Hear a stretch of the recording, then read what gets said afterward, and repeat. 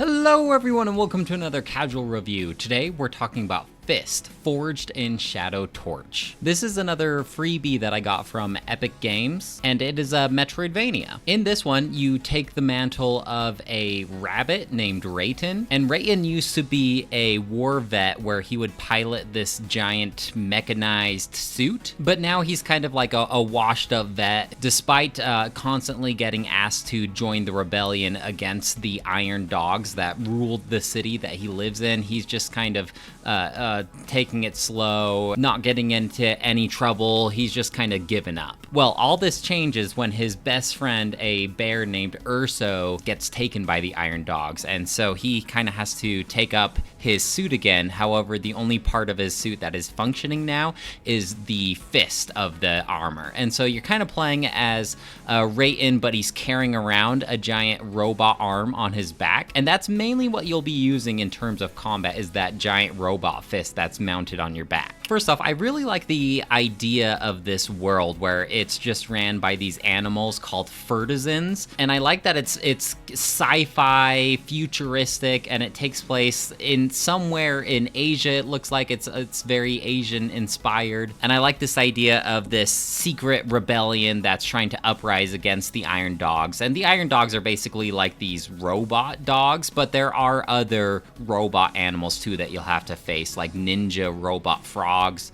and giant robot bears, that kind of thing. I feel like I do have to apologize for the footage in this game, because if you did watch my Fallout 4 casual review, then you'll know that my computer is getting a little long in the tooth, and I thought it would be okay playing a 2D Metroidvania on this game while recording footage, and as you can see from the footage you're watching, it gets a little spotty at some time, so I apologize for that. And the reason that my computer struggled to play this game, I think, is the environments themselves are so detailed and 3D. Typically when you play a Metroidvania, it's very two-dimensional. You're kind of just walking down these corridors and hallways. And I think the first Metroidvania game that I saw that really bucked this trend was Metroid Dread, where you have all of this crazy stuff going on in the background and the foreground, and this is no different. You're playing in this futuristic city, and there's just streets and cars and machinery, and like every room that you go into is interesting because it has that depth to it. It's just unfortunate my computer struggled to run it when I was trying to capture footage. Now, if you've ever played a Metroidvania game before, I think you kind of know what to expect here. You're going to be exploring different areas, acquiring new gear and weapons and new traversal possibilities, and then you'll be backtracking to where you were before now that you have said traversal abilities, and this game is no exception. You do start out with your giant fist, and as far as like combat goes, you'll be doing different kind of combos with them, and it does have some RPG mechanics where you acquire this resource, this currency, and you spend that currency to unlock new potential combos. And you're mostly doing combos with your light attack and your strong attack, and then you also have a charged meter that can do like special attacks that you can execute. And so the skill tree is mostly going to be unlocking different combos for your giant fist, and then as you play through the game, you will unlock two other weapons that play pretty similarly in concept. You have your light attack and your strong attack, but they all have different speeds and different strengths and different combos. And obviously once you get those other two weapons, then you have new traversal possibilities in the world. And so it was cool, like trying out all the different weapons. They really incentivize those combos, and so getting your favorite combo down that you can try out over and over again, and like cycling between the weapons. It's fun learning the combat. My gripe with the skill tree in particular, however, is after you unlock pretty much everything, there's like an outer ring on the skill tree that is completely blocked off, and I never figured out how to unlock that in the story. It wasn't until pretty close to the end of the game when I decided to look it up. Hey, how do I unlock these additional skills? And there is like a kung fu master that you talk to, and he like challenges you to execute certain combos, and if you don't execute the combo perfectly, then you'll fail the challenge. And as you continuously do these challenges, then the combos get more and more difficult to pull off, and it turns out to unlock the rest of that skill tree is to do all of those challenges, and they are incredibly difficult to do, like more difficult than the very final boss was. And so I wasn't able to execute those final combos, and so I wasn't able to unlock the skill tree. I don't know, I just think it's silly to block off something so critical as the last skills that you can get behind something so challenging and difficult. You'll also unlock certain movement based abilities, and so you have your dash. Now the problem with the dash, however, is whenever I play a Metroidvania game like this, like typically right now I'm thinking about Hollow Knight, but whenever you dash, usually you get those iframes, those invincibility frames, and it allows you to dash through enemies and obstacles and things like that. And so in this game, you get the dash fairly early, but you can only dash left or right. You have to find a upgrade for that dash in order to dash in all 8 different directions. And it isn't until the very, very end of the game that you unlock the ability to dash through enemies, and your dash now does give you iframes. And I feel like that just should be something that's bundled in. The amount of times at the beginning of the game when I've tried to like dash through enemies or dash through projectiles and just end up getting hit, it's kind of frustrating, and they aren't very generous in terms of iframes. Like it's easy to be ganged up on by a bunch of enemies, especially if they're like on each side of you, and so it can be a little frustrating that way. And it's like right when I got to the point where I wrapped my head around like, okay, dashing does not allow you to dash through obstacles and give you iframes. It's like, okay, now you have the ability where your dash can dash through enemies and obstacles, and I'm like, why did you give this to me at the very end of the game? But it's all good. I think the combat still was very fun. You also unlock like different items. The main one that you'll be using is drinking carrot juice out of a flask, and this is basically like your healing potion. Unfortunately, you have to stop and stay still for a couple seconds in order to drink the carrot drink, so it's kind of a risk-reward kind of thing when you think you're in the middle of a fight if you can stop and heal up without getting hit. You also get like a gun that you can shoot kind of as a projectile or like a counterattack thing. I think one of the reasons that they really made the dash not as good is because they wanted to incentivize you parrying attacks, and how you parry attack is you have to move the movement in the direction where you're getting hit at that exact moment. And I think if they really wanted you to parry attacks that way, I feel like it would have been better if they dedicated it to a actual button rather than moving the control stick in the way of the attack. Again, a minor complaint.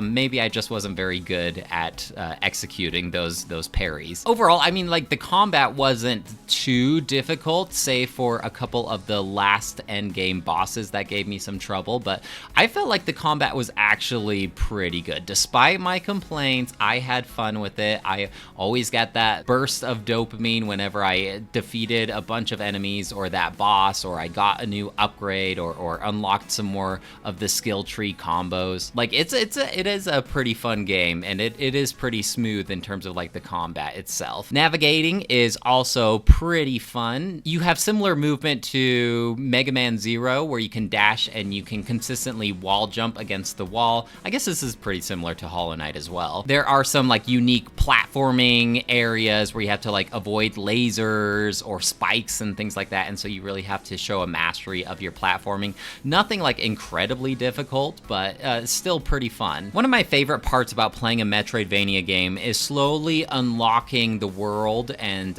revealing how everything is so interconnected with each other. And there are sections that have that interconnectiveness, but there are also sections that feel fairly secluded and far out, and they're kind of like their own little mini Metroidvania map, if that makes sense. And I just wish that all of these different sections were maybe a little more compact and they had more ways to connect with each other. I wouldn't have complained about more fast travel locations either. Like sometimes you'd see that you missed a certain resource in a certain section of the map, and you kind of do have to travel pretty far on your own to get to that place rather than fast traveling. Like they have a train that gets you to a couple spots, and they do have fast travel options, but only about 5 or 6 of them. I would have liked more. In addition to this currency that you'll be spending on your skill tree, you'll also be saving up this currency to purchase different items. You can also unlock different cosmetics in the form of posters, and whenever you show a new poster to Urso, then he will like spray paint your different weapons different colors, which is always fun.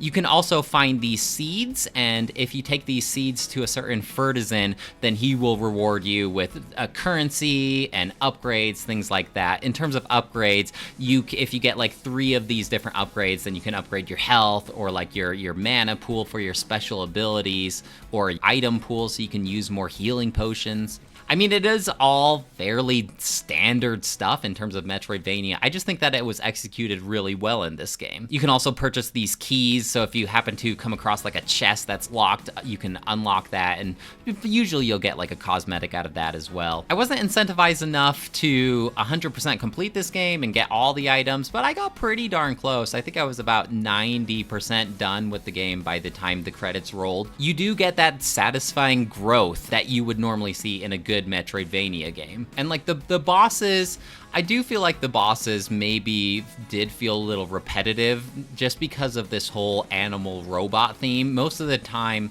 I want to say about half the bosses that you come across are just big robot bears. They might have different attacking animations, but as far as visuals, I would have appreciated a bit more variety in terms of bosses, but they were still fun, and you do kind of like have to master how the enemy is going to attack and how to avoid it. Nothing too difficult besides the last couple bosses, but it is still engaging. And if you ever do want to like repeat those boss fights, at the end of the game you do encounter like a hidden arcade machine, and you can like repeat those fights. I wish they incentivized you to really master those fights on that arcade machine though. At least give me some currency or something, because I can only imagine it's pretty much just achievement based why you'd want to do that. I did like the F.I.S.Ts too, like Rayton, he's like a super serious cool old war vet. Urso is like your big friendly bear. You come across like this really cool cat lady called Lady Q. I mean, as far as like character designs go, it reminded me a lot of Star Fox actually, where they're like super serious animals but like in futuristic gear.